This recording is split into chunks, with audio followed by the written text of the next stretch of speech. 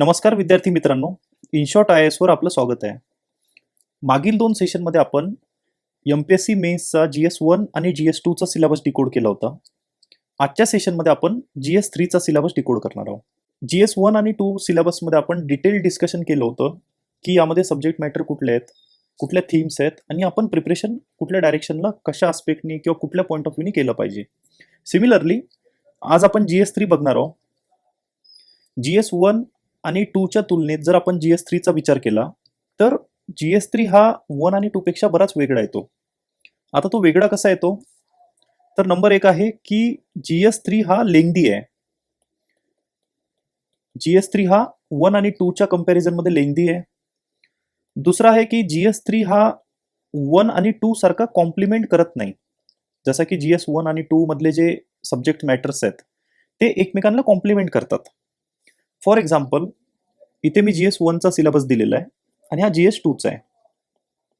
आता GS1 मध्ये जर आपण बघितलं तर history, Indian culture, modern history, post independence history आणि हिस्ट्री ऑफ द वर्ल्ड, तर हा टोटल जो सेक्शन आहे हा हिस्ट्रीमध्ये येतो.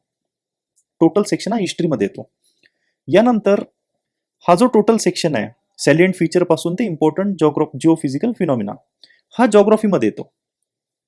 आणि जेव्हा आपण GS1 मेन्सच्या पर्स्पेक्टिव्हने प्रिपेअर करतो तेव्हा जो मेजर चंक आहे, जो मेजर पार्ट आहे GS1चा आपला, तो आपला पूर्ण इंटिग्रेटेड मॅनरमध्ये तो कव्हर होतो, कारण एकमेकाशी कनेक्टेड आहे. हिस्ट्रीचं एक ट्रान्झिशन दिलेलं आहे from ancient to medieval times, post dependence, world history या प्रकारे. GS2 मध्ये पण जर बघितलं आपण इंडियन कॉन्स्टिट्यूशन आणि पॉलिटी, नंतर लोकल सेल्फ गव्हर्नमेंट, RPA, मग इथून पुढे गव्हर्नन्स आणि सोशल जस्टिस, अशा पद्धतीने GS2 मध्ये पण इंडियन पॉलिटी, कॉन्स्टिट्यूशन, त्यानंतर गव्हर्नन्स, त्यानंतर सोशल जस्टिस, हे 3 जे सब्जेक्ट मॅटर आहेत हे एकमेकांना कॉम्प्लिमेंट करतात. म्हणजे इंडियन पॉलिटी आणि कॉन्स्टिट्यूशन मध्ये regulatory body, not statutory body, constitutional bodies, त्यानंतर ट्रान्झिशन होत होत आपण गव्हर्नन्सकडे येतो. मग गव्हर्नन्स मधले जर काही आस्पेक्ट बघितले, NGO, SHG, त्यानंतर आपण सोशल जस्टिसकडे येतो. मग वेलफेअर स्कीम झाल्या, त्यामध्ये हेल्थ, एज्युकेशन आणि ह्युमन रिसोर्स झालं, पॉवर्टी, हंगरचे काही इश्यूज झाले आणि एंडमध्ये सिव्हिल सर्व्हिसेस वगैरे तिथपर्यंत. तर ह्यामध्ये पण प्रिपरेशन करताना बरेच आपले टॉपिक हे इंटिग्रेटेड मॅनरमध्ये प्रिपेअर होतात. आणि याचं जे प्रिपरेशन होतं Indian polity, constitution, governance, social justice, हे एक होलिस्टिक मॅनरमध्ये होते. म्हणजे जे सब्जेक्ट्स आहेत ते असे वॉटर टाईट सेपरेट नाही आहे, एकमेकांना संलग्न आहेत, एकमेकाशी असोसिएटेड आहेत. पण जर आपण GS3 बघितला तर GS3 मध्ये technology, economic development, biodiversity, environment, security आणि डिझास्टर मॅनेजमेंट, हे असे सब्जेक्ट्स आहेत ज्यांचं एकमेकाशी तेवढं कोरिलेशन नाही आहे कम्पॅरेटिव्ह टू 1 आणि 2. तर GS3 प्रिपेअर करताना आणखीन एक गोष्ट आहे की जसं की आपण 1 आणि 2 मध्ये बघितलं, मोस्ट ऑफ आपले जे सब्जेक्ट्स आहेत ते प्रिलिम्सचं प्रिपरेशन करताना आपले कव्हर होतात. जेव्हा आपण प्रिलिम्सचं प्रिपरेशन करतो त्यावेळी मोस्ट ऑफ GS1 आणि 2 मधले टॉपिक्स आपले कव्हर होतात.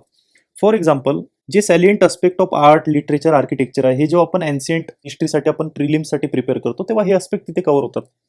सिमिलरली मॉडर्न इंडियन हिस्ट्री जेव्हा आपण प्रिपेअर करतो, जेव्हा आपण प्रिलिम्ससाठी ते बघणार त्यावेळी मॉडर्न इंडियन हिस्ट्रीचा आपला बराच पार्ट तिथे कव्हर होतो. त्यामुळे आपल्याला मेन्ससाठी असं सेपरेट जास्त एफर्ट टाकायची गरज पडत नाही. बघितलं तर पोस्ट डिपेंडन्स आणि वर्ल्ड हिस्ट्री थोड्याफार प्रमाणात आपल्याला प्रिपरेशन करावं लागेल, पण त्यांचा जर वेटेज बघितला, त्यांचा जर एक पोर्शन बघितला सिलेबसमध्ये तर तो तेवढा मोठा नाही. एक 2-3 दिवसात आपला वर्ल्ड हिस्ट्री आणि पोस्ट इंडिपेंडन्स परत 2-3 दिवसात कव्हर होऊ शकतो. त्यानंतर परत इथे जर आपण बघितलं तर हा जॉग्राफीचा आस्पेक्ट आहे. Salient feature of the world, physical geography, distribution of key natural resources in the world आणि जिओफिजिकल फिनॉमिना. आता इथं केअरफुली बघा, earthquake, tsunami, volcanic activity, cyclone etcetera, हे सर्व आपले प्रिलिम्ससाठी पण सेम आहेत. आपण जेव्हा प्रिलिम्ससाठी प्रिपेअर करणार हे सर्व सब्जेक्ट्स आपले तिथे कव्हर होणार. GS2 मध्ये आता इंडियन कॉन्स्टिट्यूशन आहे, युनियन आणि स्टेट आहे, पार्लमेंट, सेपरेशन ऑफ पॉवर, त्यानंतर parliament, state legislature, executive, judiciary, local self government म्हणजे पंचायत आणि म्युनिसिपॅलिटी, त्यानंतर कॉन्स्टिट्युशनल पोस्ट, पॉवर, फंक्शन. म्हणजे याचा अर्थ आहे की मेजॉरिटी जो इंडियन पॉलिटी आणि कॉन्स्टिट्यूशन GS2 मध्ये जो आहे तो पण आपला प्रिलिम्ससाठी प्रिपेअर करताना त्यामध्ये कव्हर होऊन जाईल. कुठलंही तुम्ही स्टँडर्ड बुक घेतलं आणि प्रिपरेशन स्टार्ट केलं तरी बाय डिफॉल्ट तुमचं होऊन जाते. आता एक्स्ट्रा त्यात जे करावं लागतं त्याचा क्वांटम तेवढा नाही. त्याचा जो पोर्शन आहे तो तेवढा नाही आहे. फॉर एक्झाम्पल, मी जर NHRC प्रिलिमसाठी प्रिपेअर केलं, तर मी प्रिलिमसाठी याला कसं करेल की NHRC काय, स्टॅच्युटरी बॉडी आहे और कॉन्स्टिट्युशनल बॉडी आहे, त्यानंतर त्याचे रोल्स काय, त्याचे फंक्शन काय, त्यानंतर त्याचे कंपोजिशन, जे काही रिपोर्ट्स वगैरे असतात किंवा पार्लमेंटमध्ये प्रेझेंटेशन काही असेल, annual report, mechanism, resignation, appointment, ह्या सर्व गोष्टी मी तिथे प्रिलिमसाठी करणार. मेन्ससाठी जर करायचं झालं तर माझ्याकडे प्रिलिम्सचा बेसिक कंटेंट आहे. मी काय करेल, फक्त याच्या स्ट्रेंथ आणि विकनेसेस आणि सोल्युशन एवढेच 3 अस्पेक्ट जर केले तर माझा NHRC हा मेन्ससाठी पण प्रिपेअर होऊन जाईल. म्हणजे लक्षात आलं, आपण प्रिलिम्सच्याच स्ट्रेंथवर मेन्सचं प्रिपरेशन बिल्ड करू शकतो इंडियन पॉलिटी कॉन्स्टिट्यूशनमध्ये. आता आपण जर GS3 बघितला तर आपल्याला प्रिलिम्सचं प्रिपरेशन मेन्समध्ये तेवढं हेल्पफुल राहत नाही. For example, technology, economic development हा आणि बायोडायव्हर्सिटी एन्व्हायरमेंट हा प्रिलिम्समध्ये काही प्रमाणात आपला होऊन जाईल. पण मेन्सची जर आपण क्वेश्चनचं नेचर बघितलं तर ते थोडं डिफरंट आहे. म्हणजे प्रिलिम्सचा इकॉनॉमी हा इंडियन इकॉनॉमी रिलेटेड आहे. मेन्ससाठी जो दिलेला आहे तो इकॉनॉमिक डेव्हलपमेंट दिलेला आहे. इंडियन इकॉनॉमी आणि इकॉनॉमिक डेव्हलपमेंट असं मेन्ससाठी आपल्याला दिलेलं आहे. टेक्नॉलॉजीमध्ये जर बघितलं तर सिलेबसमध्ये तेवढं वास्ट नाही आहे की प्रिलिम्समध्ये कव्हर होईल. त्यानंतर जर बघितलं बायोडायव्हर्सिटी एन्व्हायरमेंट, मोस्ट ऑफ जे UPSC मध्ये येणारे क्वेश्चन आहेत ते तर पोल्युशन रिलेटेड आणि जसं की air pollution, water pollution, biodiversity degradation ह्या थीमवर मोर ऑर लेस येतात आणि क्लायमेट चेंज. आता MPSC मध्ये आपल्याला बघावं लागेल की कुठल्या थीमवर MPSCचा फोकस राहील. नंतर डिसाईड होईल की आपण प्रीचा किती कंटेंट इथं यूज करू शकतो किंवा किती आपलं फाउंडेशन प्रिलिम्सचं इथे काम येईल. इथपर्यंत जर सोडलं आपण आणि याच्या नंतरचे जर सब्जेक्ट बघितले तर ते आहे सिक्युरिटी. प्रिलिम्समध्ये सिक्युरिटीचा रोल त्या सब्जेक्ट मॅटरचा नाही आहे. त्यानंतर डिझास्टर मॅनेजमेंटचा तेवढा संबंध येत नाही प्रिलिम्समध्ये. आता सम वेटेज टू महाराष्ट्र हा पॉईंट GS3 मध्ये जास्त रिलिव्हंट, जास्त रेफरन्स इम्पॉर्टंट आहे कम्पॅरेटिव्ह टू 1 आणि 2. तर आपण स्टार्ट करू आयोगाच्या सिलेबस पासून. सर्वात आधी आयोगाने जो सिलेबस दिलाय त्यात म्हटलंय technology, economic development, biodiversity and environment, security and disaster management with some weightage to Maharashtra. आता आपण जर एक रफली सिलेबस सब्जेक्ट मॅटरमध्ये डिवाइड केला GS3चा तर एक 5 सब्जेक्टमध्ये तो डिवाइड होतो. नंबर 1 येते इकॉनॉमिक डेव्हलपमेंट, दुसरं येतं technology, environment and biodiversity, 4th येते सिक्युरिटी आणि 5वं डिझास्टर मॅनेजमेंट. आता पॉईंट नंबर 1 पासून स्टार्ट करू. सर्वात आधी इकॉनॉमिक डेव्हलपमेंट. इकॉनॉमिक डेव्हलपमेंटमध्ये जवळपास 9 थीम्स आपण डिवाइड करू शकतो. आता आपण पहिल्या पॉईंट पासून बघू की MPSCने दिलेला सिलेबस आणि आपण त्याच्या सब पॉईंट कसे कसे प्रिपरेशनमध्ये आले पाहिजे, कुठल्या याच्यावर फोकस ठेवला पाहिजे आणि कुठल्या आपल्या प्रिलिम्समध्ये होऊन जाईल किंवा जास्त करायची गरज पडणार नाही. तर सर्वात आधी इंडियन इकॉनॉमी पासून स्टार्ट करू. इंडियन इकॉनॉमीमध्ये दिलंय issues related to planning, mobilisation of resource, growth, development and employment. बरोबर. आता यामध्ये प्रिपेअर करताना प्लॅनिंग कमिशन तर सध्या नाही आहे, पण प्लॅनिंग रिलेटेड जे काही चॅलेंजेस होते, ज्या काही स्ट्रेंथ होत्या म्हणजे ज्या अचिव्हमेंट्स होत्या त्या आपल्याला प्रिपरेशन करणे गरजेचं आहे.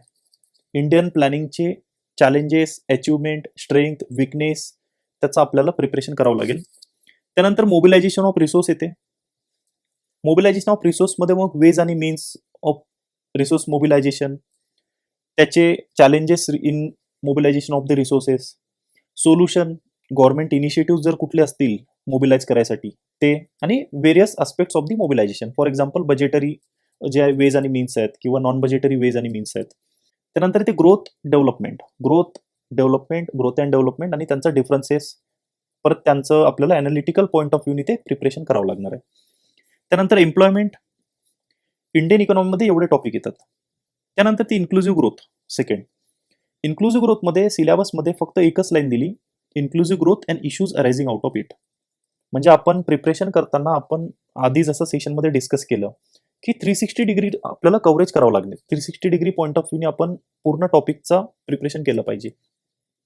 मग इन्क्लुझिव्ह ग्रोथवर जर क्वेश्चन आला तर तो कसाही विचारला, कुठल्याही डायमेन्शनने विचारला तरी आपण जे प्रिपेअर केलं त्यातून तो क्वेश्चन सॉल्व्ह झाला पाहिजे. फॉर एक्झाम्पल, इन्क्लुझिव्ह ग्रोथ जर प्रिपरेशन करायचं आहे तर आपल्याला हे माहीत पाहिजे की 12th जो 5 year प्लॅन होता त्याची थीम मधला इन्क्लुझिव्ह ग्रोथ हा एक इंटिग्रेटेड कंपोनंट होता. Faster, sustainable and more inclusive growth अशी त्याची थीम होती. तर तिथून आपण प्रिपरेशन स्टार्ट केलं पाहिजे. म्हणजे असे जे बारकावे आहेत हे आपल्या प्रिपरेशनमध्ये किंवा आपण जे रिसोर्स रेफर करणार आहोत ते मिस होता कामा नये. त्यानंतर गव्हर्नमेंट बजेटिंग. सिलेबसमध्ये फक्त प्रोसेस म्हटलंय, गव्हर्नमेंट बजेटिंग प्रोसेस. पण बजेटिंगचे positive, negative, challenges, solution, way forward, introduction म्हणजे what is mean by budgeting. जर कॉन्स्टिट्यूशनमध्ये कुठली प्रोव्हिजन दिलेली आहे बजेटिंग रिलेटेड तर ती आपल्याला करावं लागेल. याच्या व्यतिरिक्त जो प्रिलिम्सचा पार्ट आहे की बजेट कोण प्रेझेंट करते, किती स्टेजेस असतात, कुठल्या स्टेजवर काय काम होते किंवा काय ऍक्टिव्हिटी होते त्यात, ते सर्व प्रीमध्ये आपलं कव्हर होते. त्यानंतर सर्वात मोठा टॉपिक आहे इकॉनॉमी मधला, तो आहे ॲग्रिकल्चर आणि अलाइड ॲक्टिव्हिटीज. तर यामध्ये काय ते क्रॉपिंग पॅटर्न आणि major crops in the various parts of country. आता इथे जो आहे ना, इथे महाराष्ट्राचा रेफरन्स येतो. जर आपण मेजर क्रॉप्स आणि क्रॉपिंग पॅटर्न प्रिपेअर केलं तर आपल्याला हे पण माहिती पाहिजे की महाराष्ट्रामधले कुठले मेजर क्रॉप्स आहेत आणि महाराष्ट्रामध्ये कुठले क्रॉपिंग पॅटर्न्स आहेत. म्हणजे जर तुम्ही बघितलं तर वेस्टर्न महाराष्ट्रामध्ये कुठले क्रॉपिंग पॅटर्न फॉलो होतात, ईस्टर्न महाराष्ट्रामध्ये कुठले होतात, सेंट्रल आणि सदर्न महाराष्ट्रामध्ये कुठले आहेत, हे सर्व आपण इथे प्रिपेअर करणं गरजेचं आहे. त्यामुळे इथे आपण महाराष्ट्राचा रेफरन्स घेणे आणि त्याचा रिलिव्हन्स हा जास्त आहे या पॉईंटमध्ये. त्यानंतर ते storage, transport, marketing of agriculture produce. बघा 3 गोष्टी सांगितलेल्या आहे. नंबर 1 येते स्टोरेज, ट्रान्सपोर्ट आणि मार्केटिंग. मग यामध्ये ना मित्रांनो हे तिन्ही पॉईंट डिवाइड होतात. जसं की स्टोरेज जर मी प्रिपरेशन करणार आहे तर सगळ्यात आधी येईल की स्टोरेजचे कुठले चॅलेंजेस आहेत, स्टोरेजसाठी कुठले सोल्युशन्स आहेत आणि वे फॉरवर्ड. गव्हर्नमेंटचे इनिशिएटिव्ह किंवा स्कीम्स जर असतील, ग्रेन बँक वगैरे, तर ते पण प्रिपेअर करणं गरजेचं आहे. गव्हर्नमेंट सोल्युशन्स किंवा स्कीम्स किंवा इनिशिएटिव्ह. तर अशा पद्धतीने हे 4 ते 5 डायमेन्शन प्रत्येक यामध्ये अप्लाय होईल. मग ते ट्रान्सपोर्टमध्ये पण येईल, मार्केटिंगमध्ये पण येईल. मार्केटिंगमध्ये पण मार्केटिंग, ॲग्रिकल्चर प्रोड्यूसची मार्केटिंग काय आहे, बरोबर, त्याचे चॅलेंजेस काय आहेत, त्याचे वे फॉरवर्ड काय आहे, गव्हर्नमेंटच्या स्कीम कुठल्या आहे, ई नाम स्कीम आहे त्याचा काय ऑब्जेक्टिव्ह आणि एम आहे, हे सर्व आपल्याला प्रिपेअर करणं गरजेचं आहे. त्यामुळे जर बघितलं तर इथे 3 पॉईंट जरी आपल्याला दिसत असले तरी हे खूप ब्रॉड आहेत, हे कॉम्प्रेन्सिव्ह आहेत. यानंतर येते इश्यूज आणि रिलेटेड कन्स्टेंट. ते आपण डिस्कस केलंच आहे, कन्स्टेंट म्हणजेच चॅलेंजेस आहे. यानंतर 1.4 वर येते e technology in the aid of farmer. आता इथे सिंपल आहे की जी टेक्नॉलॉजी आहे किंवा ज्या टेक्नॉलॉजिकल डेव्हलपमेंट होत आहे, मग एक ट्रॅडिशनल टेक्नॉलॉजी किंवा ओल्ड टेक्नॉलॉजी आणि emerging technology, AI, machine learning आणि इंटरनेट ऑफ थिंग फार्मरला कसं हेल्प करते, ह्या अस्पेक्टचं आपल्याला इथे प्रिपरेशन किंवा रेफर करावं लागणार आहे प्रिपरेशन करताना. त्यानंतर इकॉनॉमिक्स ऑफ ॲनिमल रिअरिंग. तर ॲनिमल रिअरिंग हा अलाइड ॲक्टिव्हिटीजचा पार्ट आहे, त्यामुळे आपण इथं ॲग्रिकल्चर आणि अलाइड ॲक्टिव्हिटीज लिहिलं. मग ॲनिमल रिअरिंगमध्ये काय येते, त्याचं मिनिंग काय, पर ॲनिमल रिअरिंगचे चॅलेंजेस कुठले, त्याचे सोल्युशन्स, त्याचे वे फॉरवर्ड आणि इनिशिएटिव्ह गव्हर्नमेंटचे, जसं की नॅशनल गोकुळ मिशन गव्हर्नमेंटनी प्रमोट केलं होतं, हजबंड्रीसाठी बरेच इनिशिएटिव्ह गव्हर्नमेंटनी प्रमोट केलेले आहेत. तर हे सर्व या टॉपिकमध्ये आपल्याला प्रिपेअर करावं लागतील. त्यानंतर ते टेक्नॉलॉजी मिशन, हा सिम्पल आहे, यामध्ये जास्त असं येत नाही, प्रिलिम्समध्ये पण हा कव्हर होणारा कंपोनंट आहे. त्यानंतर येतो इरिगेशन. आता इरिगेशनमध्ये जर बघितलं तर डिफरंट टाइप्स ऑफ इरिगेशन आणि इरिगेशन सिस्टीम. बघा हा पार्ट जो आहे ना, टाइप्स आणि सिस्टीम्स, हे आपलं प्रिलिम्समध्ये आपण कव्हर करू. जिओग्राफीमध्ये हा आपला कव्हर होऊन जाईल, इकॉनॉमीमध्ये पण होऊन जाईल, ॲग्रिकल्चर सेक्टरमध्ये किंवा ॲग्रिकल्चर पार्टमध्ये. आपल्याला इथे काय बघायचं, त्याचे टाइप्स आणि त्यांचे चॅलेंजेस.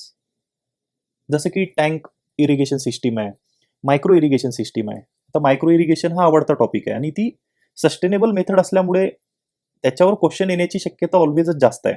जर आपण इरिगेशन टॉपिक हा ॲज अ होल टॉपिक पकडला तर मायक्रो इरिगेशन आहे.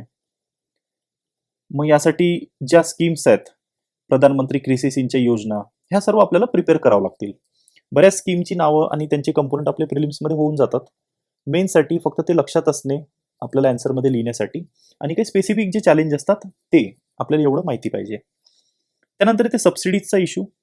सबसिडीजमध्ये मग 2 टाईप, डायरेक्ट आणि इनडायरेक्ट फार्म सबसिडीज आणि त्यांचे चॅलेंजेस, त्याच्या रिलेटेड इश्यूज. त्यानंतर मिनिमम सपोर्ट प्राईस. आत्ताच गेल्या वर्षी पंजाबमध्ये फार्मर्सनी बराच प्रोटेस्ट केला होता. कोर रिझन होतं की MSPला लीगल बॅकअप असला पाहिजे. जसं की सध्या जो MSP आहे तो CACP रिकमेंड करते आणि cabinet committee on economic affair त्याला अप्रूव्ह करते. अशी ती प्रोसेस आहे. पण ऍक्टमध्ये किंवा लेजिस्लेशनमध्ये असं कुठंच लिहिलं नाही की MSP हा मॅन्डेटरी आहे गव्हर्नमेंटने ॲग्री करणे. त्यामुळे जी फार्मरची डिमांड होती ती MSP हा स्टॅच्युटरी बॅकिंग असली पाहिजे ही होती.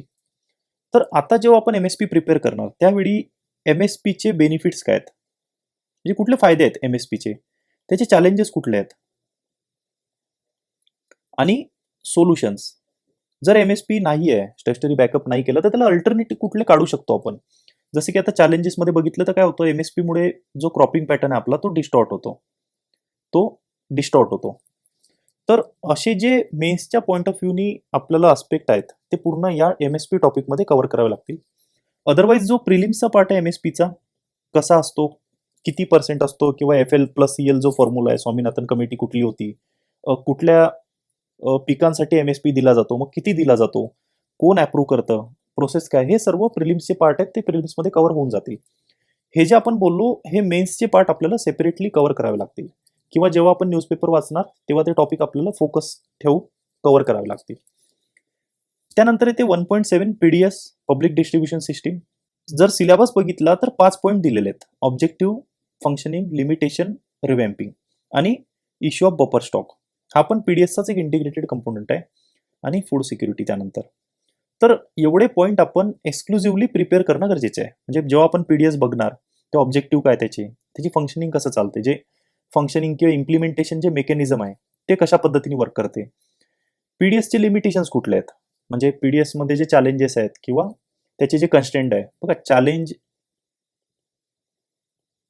लिमिटेशन, कन्स्टेंट, इश्यूज हे ऑलमोस्ट एकच आहे. मी जरी शब्द वेगवेगळे वापरतोय पण त्यांचा अर्थ सर्वांचा ऑलमोस्ट एक सिमिलर होतो. त्यानंतर लिमिटेशन आहे, त्यानंतर रिवॅम्पिंग, म्हणजे PDSमध्ये जर कुठले चेंज केलेले आहेत गव्हर्नमेंटनी तर ते कुठले कुठले केलेले आहेत.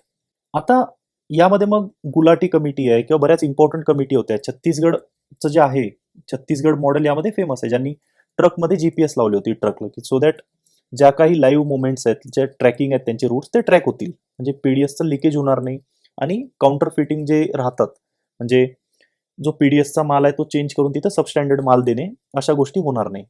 त्यानंतर फूड प्रोसेसिंग आणि related industries in India, scope, significance, location, upstream downstream requirement. इथे परत आपण इंडिया लेवलला पण प्रिपेअर करावं लागेल आणि महाराष्ट्र लेवल पण प्रिपेअर करावं लागणार आहे.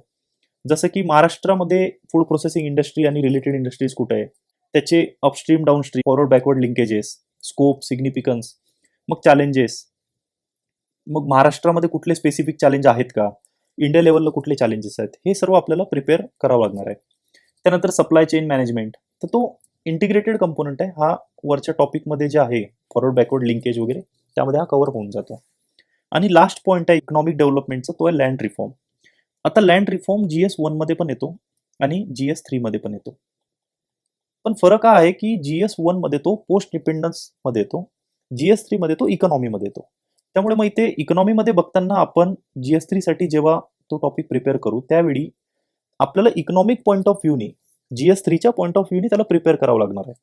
GS1 मध्ये करताना तो हिस्टोरिकल डेव्हलपमेंट किंवा पोस्ट डिपेंडन्स नंतर जे मेजर डिसिजन झाल्या होत्या, जे मेजर प्रोग्राम्स आणि इनिशिएटिव्ह झाले होते, त्यापैकी एक लँड रिफॉर्म होता. मग त्याचे अचिव्हमेंट्स, त्याचे लिमिटेशन, जर तो चांगला इम्प्लिमेंट झाला काही स्टेटमध्ये तर तो का झाला, जसं की ऑपरेशन बर्गा. नाही झाला तर तिथे कुठले चॅलेंजेस आले होते, पॉलिटिकल इंटरफेरन्स होतं किंवा इन्स्टिट्यूशनल इम्प्लिमेंटेशनचे चॅलेंज आले होते, हे सर्व यामध्ये आपल्याला बघणं गरजेचं आहे. पण इथे पर्स्पेक्टिव्हचा फरक येईल, GS1 मध्ये तो GS1च्या पर्स्पेक्टिव्हने होईल, GS3 मध्ये तो GS3च्या होईल. आता त्यानंतर येते liberalisation and its effect. Liberalisation आपलं जे इकॉनॉमिक रिफॉर्म आहे त्यामध्ये काय काय कंपोनंट होते ज्यांनी इंडस्ट्रीला अफेक्ट केला किंवा ज्याचे इंडस्ट्रियलायझेशन, लिबरलायझेशनमुळे जे इंडस्ट्रियल पॉलिसीजवर जे चेंजेस झाले ते आपण या 2 पॉईंटमध्ये स्टडी करायला पाहिजे. Changes in industrial policy and their effect on industrial growth, effect of liberalisation on Indian economy. आता हे 2 ठिकाणी ऑटोमॅटिकली आपला टॉपिक कव्हर होऊन जातो, सेपरेट करायची गरज पडत नाही. जेव्हा आपण प्रिलिम्ससाठी इकॉनॉमी करणार, इंडियन इकॉनॉमी, त्यामध्ये इकॉनॉमिक रिफॉर्ममध्ये हा टॉपिक आपला कव्हर होऊन जातो. सेपरेट फक्त इंडस्ट्रियल पॉलिसीज ज्या आहेत थोड्याफार त्या आपल्याला बघाव्या लागतील आणि त्यांचे इफेक्ट्स हे 2 पॉईंट केले तरी आपला हा टॉपिक कव्हर होऊन जाईल. त्यानंतर लास्ट आहे 11वा सब थीम इकॉनॉमिक डेव्हलपमेंटची, ती आहे इन्फ्रास्ट्रक्चर. इन्फ्रास्ट्रक्चरमध्ये एनर्जी, पोर्ट, रोड, एअरपोर्ट्स आणि रेल्वेज एवढे कंपोनंट आपल्या सिलेबसमध्ये दिलेले आहे. लॉजिस्टिक सेक्टर हा सिलेबसमध्ये दिलेला नाही आहे, तो मी मुद्दाम इथे इन्क्लूड केला. त्याचं कारण आहे की तो एक इंटिग्रेटेड कंपोनंट आहे इन्फ्रास्ट्रक्चरचा. लॉजिस्टिक सेक्टर हा सगळीकडे अप्लाय होतो. तो एनर्जीमध्ये पण येतो, तो पोर्टमध्ये पण जाईल, तो रोडमध्ये पण येईल, एअरपोर्ट आणि रेल्वेमध्ये पण येईल. आता लॉजिस्टिक सेक्टरचा इम्पॉर्टंट कंपोनंट आहे आणि इंडियामध्ये जर मेजर चॅलेंज कुठला आहे, म्हणजे इव्हन आपली जी लॉजिस्टिक पॉलिसी पण आहे, मेजर चॅलेंज आहे लॉजिस्टिक कॉस्ट इंडियामध्ये जास्त असणे कम्पॅरेटिव्ह टू डेव्हलप कंट्रीज. त्यामुळे लॉजिस्टिक सेक्टरचं प्रिपरेशन इन्फ्रास्ट्रक्चर सोबतच इंटिग्रेटेड करणे जास्त बेनिफिशियल आहे आपल्यासाठी.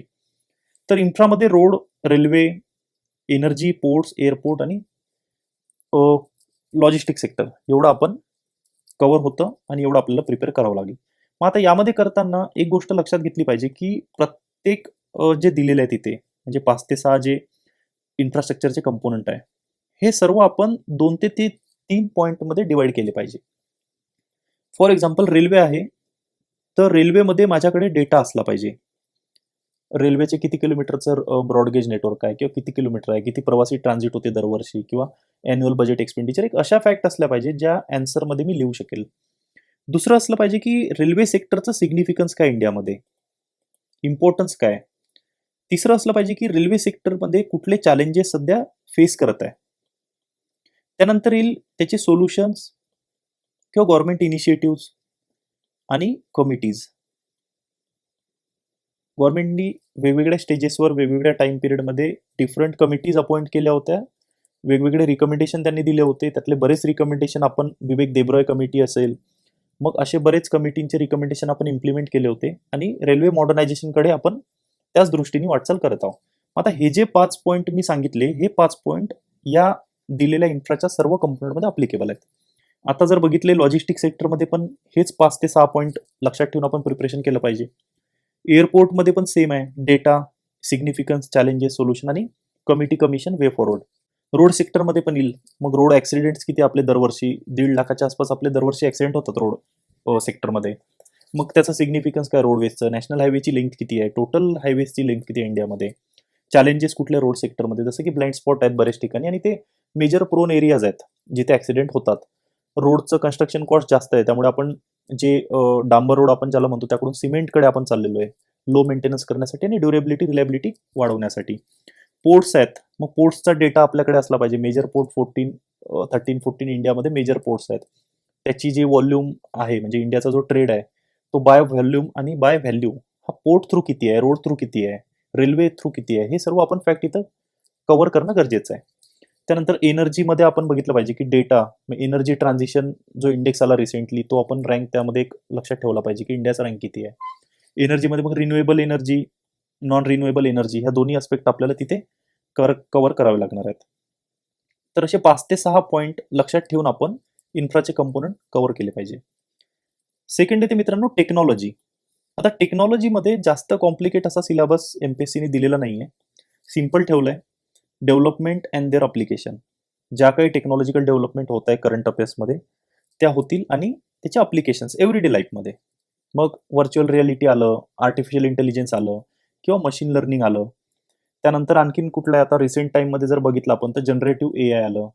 हे सर्व जे आहेत याचे डेव्हलपमेंट काय होतं, याचे रिलेटेड अप्लिकेशन काय, आणि एव्हरी डेमध्ये त्याचे इफेक्ट होणार आहे. सिम्पल आहे, प्लेन सिलेबस आहे. Achievements of Indians in science and technology traditional static part आहे, सेपरेट असं काही एसच करायची गरज नाही आहे. जो आपला स्टॅटिक सायन्स आहे तेवढा जरी केला आणि त्यांच्या अचिव्हमेंट्स वगैरे जरी आपण एक 5-5 पॉईंट लक्षात ठेवले तरी हा टॉपिक आपला डन होऊन जाईल. त्यानंतर येतो टेक्नॉलॉजिकल अवेअरनेस. आता अवेअरनेसमध्ये IT, space, computer, robotics, nano technology, biotechnology आणि इश्यूज जे आहेत IPRचे, हे सर्व पॉईंट कव्हर करणं गरजेचं आहे. जनरलिस्टिक सिलेबस आहे हा, स्पेसिफिक असं काही दिलेलं नाही आहे आणि आपण एक क्वालिटी आन्सर लिमिटेड कंटेंटवर या टॉपिकवर लिहू शकतो. मेजर चॅलेंज येत नाही. Indigenization of technology and development new technology. मग इंडजिनायझेशन जर म्हटलं आपण तर गगनयान आपलं जे डेव्हलपमेंट चालू आहे, ह्युमन स्पेस फ्लाईट आपल्याला डेव्हलप करायची आहे. नंतर आता एक डॉकिंग आणि अनडॉकिंगचा झाला होता आपला एक्सपेरिमेंट, इंडियाने तो इस्रोनी केला होता. मग असे जे डेव्हलपमेंट्स होत आहेत, इंडिजिनायझेशनकडे जी वाटचाल आहे आपली, ह्या रिलेटेड ज्या पण डेव्हलपमेंट्स आहेत त्या आपण प्रिपेअर करणं फक्त गरजेचं आहे, आणि ते आपल्या आन्सरमध्ये व्हॅल्यू ॲड करतात. एक गोष्ट जर बघितली, हे सर्व जरी टॉपिक स्टॅटिक असले तरी यामध्ये ज्या करंट अफेअर्स डेव्हलपमेंट होत आहे ह्या आपल्याला माहिती पाहिजे. याने काय होते, आपलं जे काही आन्सर राहील मेन्समध्ये त्याला एक लाईव्ह अप्रोच येतो.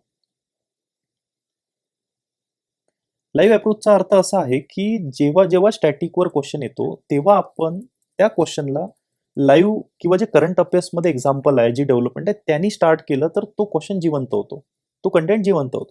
फॉर एक्झाम्पल, इंडिजिनायझेशन ऑफ टेक्नॉलॉजीवर जर क्वेश्चन आला आणि मी जर तिथे असं स्टार्ट केलं की रिसेंटली इंडिया गगनयान मिशनसाठी जे शुभांशु शुक्ला होते त्यांना पाठवण्यात आलेल्या ISS मध्ये एक्सिओम मिशनमधून, और अल्टरनेटिव्हली आपण असं पण स्टार्ट करू शकतो की रिसेंटली इंडियानी डॉकिंग अनडॉकिंग सक्सेसफुली एक्सपेरिमेंटेशन केलं होतं, जे की गगनयान मिशनमध्ये हेल्पफुल ठरणार आहे इंडियासाठी स्पेस सेक्टरच्या दृष्टिकोनातून.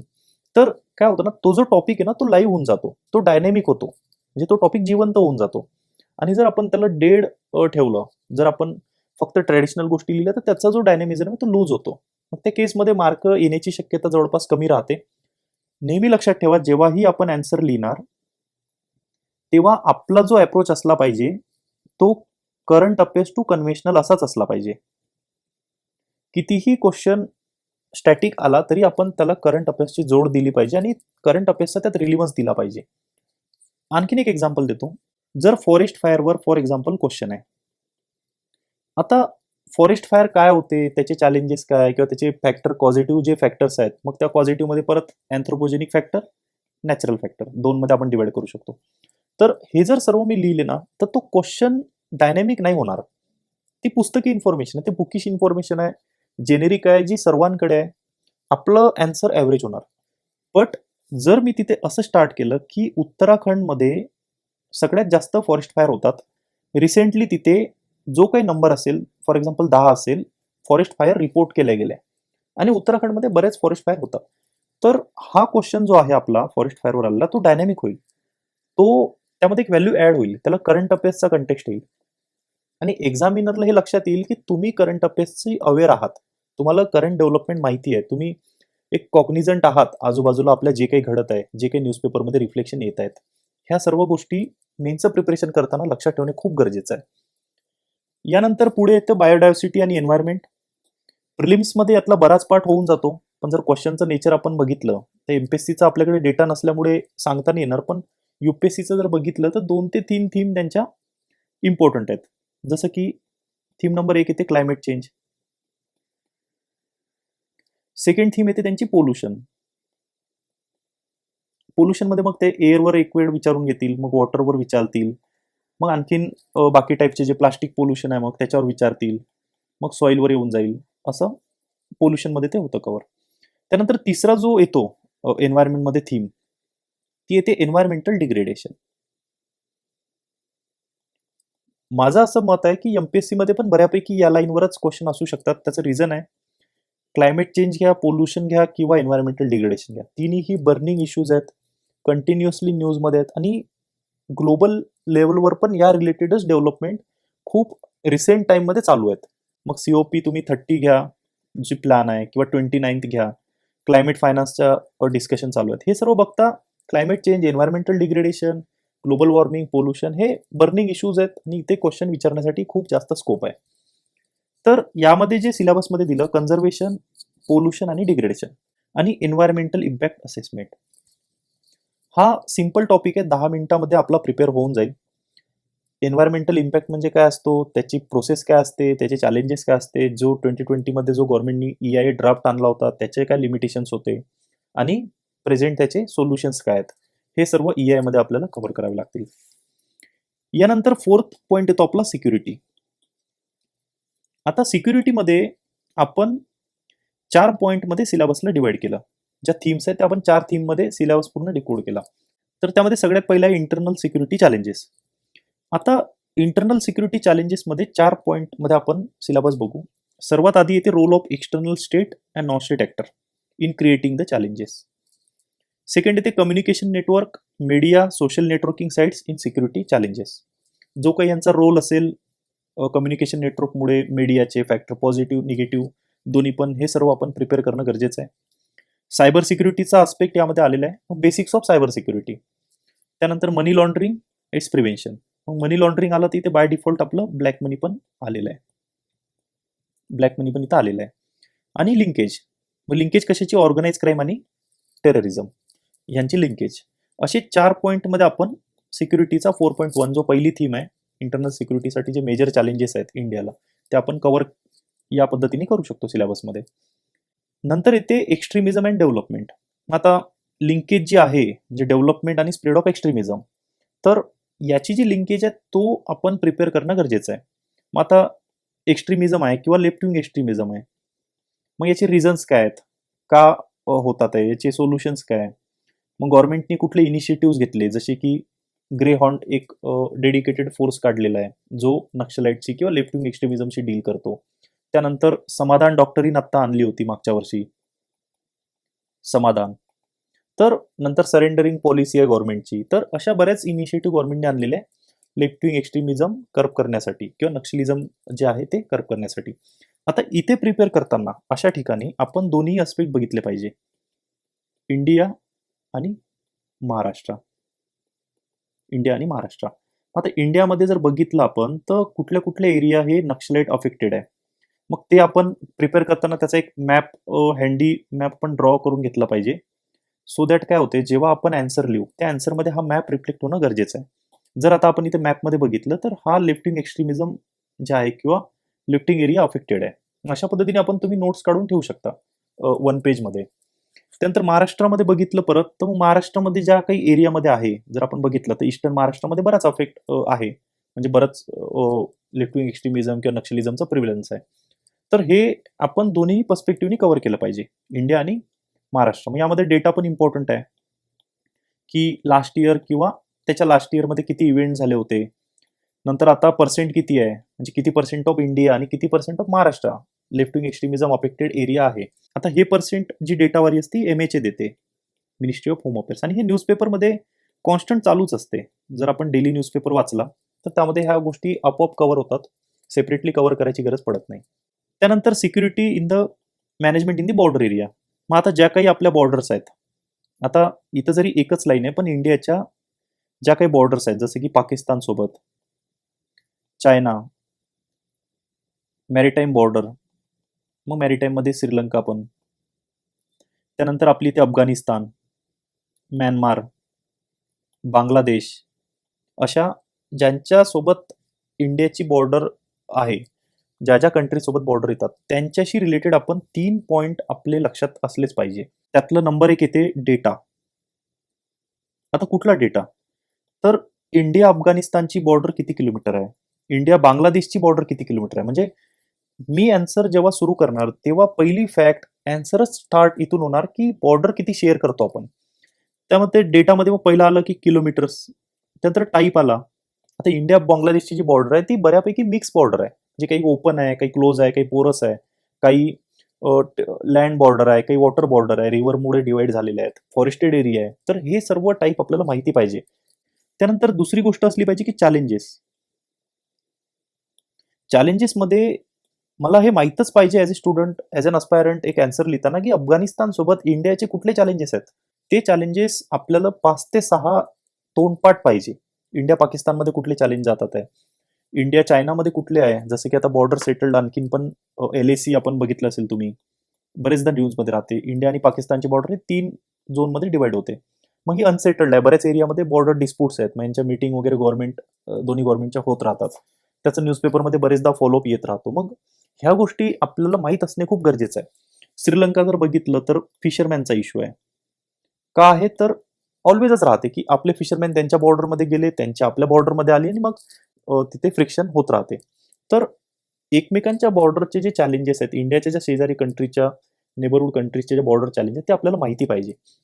हा सेम पॉईंट जर तुम्ही बघितलं असेल तर GS2 मध्ये पण कव्हर होतो. GS2 मध्ये एक लाईन होती, इंडिया अँड इट्स नेबरहूड. हा होता IR चा पार्ट. मग आता इथं आपण IR मध्ये जे वाचलेलं आहे की इंडिया आणि त्याची जी नेबरहुड आहेत, त्याच्या स्ट्रेंथ विकनेस मी सांगितलं होतं की सॉर्ट अनालिसिस आपण तिथं करणार आहोत. मग तो जो डेटा आहे, तो जो सॉर्ट अनालिसिस आपण GS3 मध्ये ॲज इट इज यूज करणार आहे, बट सिक्युरिटी पर्स्पेक्टिव्ह. ठीक आहे. तर हे सर्व गोष्टी माहीत पाहिजे. त्यानंतर आपण चॅलेंजेस नंतर जर बघितलं, तर तिसरा पॉइंट कुठला आहे, तर तो येतो सोल्युशन्स. इंडियाची जी बॉर्डर आहे श्रीलंकासोबत, त्यांचे जे चॅलेंज चालले किंवा जे फ्रिक्शन होत राहतात फिशरमॅन, त्याचे कुठले सोल्युशन्स आहेत, त्याच्यावर कुठले उपाय काढलेले आहेत. नंतर गव्हर्नमेंट इनिशिएटिव्ह, हे माहिती पाहिजे. हे 4 पॉइंट माहिती असणे खूप गरजेचं आहे. याच्यानंतर जर आपण कुठल्याही आन्सरमध्ये सिक्युरिटी रिलेटेड जर आपण इंडियाचा मॅप काढून जर तिथे एक्सप्लेन केलं, तर ते ऑलवेजच बेस्ट आहे. ऑलवेज बेस्ट आहे. जर इंडिया म्यानमार बॉर्डरवर क्वेश्चन आहे किंवा इंडिया म्यानमारवर क्वेश्चन आहे, तर तुम्ही अशा पद्धतीने तिथे एक मॅप काढून तिथे दाखवू शकता की इंडिया म्यानमार बॉर्डर आहे. जर अफगाणिस्तान असेल किंवा पाकिस्तान असेल, तर तुम्ही असं दाखवू शकता की इथून पाकिस्तान आहे. श्रीलंका असेल तर मग इथं तुम्ही असं श्रीलंकेचं काढून दाखवू शकता की हा डिस्प्युटेड एरिया आहे, पाक स्टेट वगैरे. तर हे ना व्हॅल्यू ॲडिशनच्या गोष्टी आहे. म्हणजे जेव्हा जेव्हा तुम्ही मेन्ससाठी प्रिपेअर करणार, तेव्हा तेव्हा एक मॅप, डायग्राम, स्कीमॅटिक त्याचे आपल्याकडे रेडी ठेवा प्रिपरेशन करतानाच. नंतर ते जेव्हा आन्सर रायटिंगची प्रॅक्टिस वगैरे करतो, त्यात ते इम्प्लिमेंट करा. म्हणजे ऑटोमॅटिकली तुमचं ते बाय डिफॉल्ट आन्सर रायटिंगमध्ये प्रॅक्टिसमध्ये ती गोष्ट इन्कल्केट होऊन जाईल. आता जो पुढचा पॉइंट आहे, तो आहे सिक्युरिटी फोर्सेस आणि एजन्सीज. आता सिक्युरिटी फोर्सेस जे आहेत, तर बऱ्याच टाईपचे सिक्युरिटी फोर्सेस आहेत, जसं की CAPF, central arm police force. मग CAPF मध्ये बरेच आहेत. नक्षल एरियाशी डील करणारे, इंडस्ट्रियल एरियाची सिक्युरिटी देणारे, मग त्यानंतर ITBP, त्यानंतर CRPF, central reserve police force, ITBF. तर असे बरेच टाईपचे जे फोर्स आहेत, त्यांचा रोल आणि त्यांचा मॅन्डेट, ह्या 2 गोष्टी आपल्याला इथं करणे गरजेचं आहे. परंतु इथे जेव्हा आपण प्रिपेअर करणार, जेव्हा हा पॉइंट आपल्याला वाचायचा आहे, तेव्हा ॲज ए होल 2 गोष्टी आपण वाचल्या पाहिजे. नंबर 1 की challenges to the security agencies.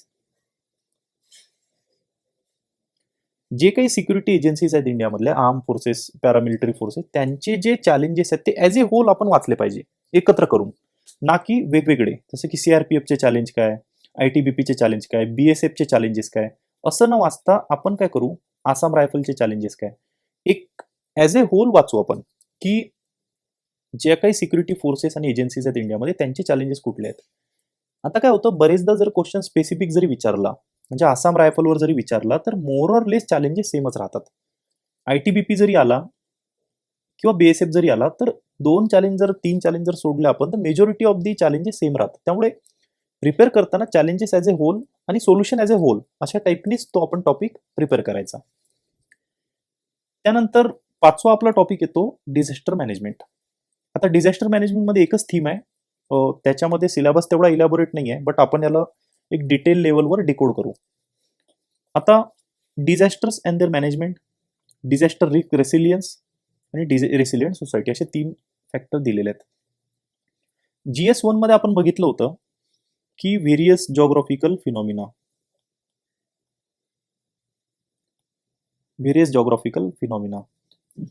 आता डिझास्टर मॅनेजमेंट प्रिपरेशन करताना आपण GS1च्या जॉग्राफीमध्ये या सब्जेक्टला क्लब केलं पाहिजे.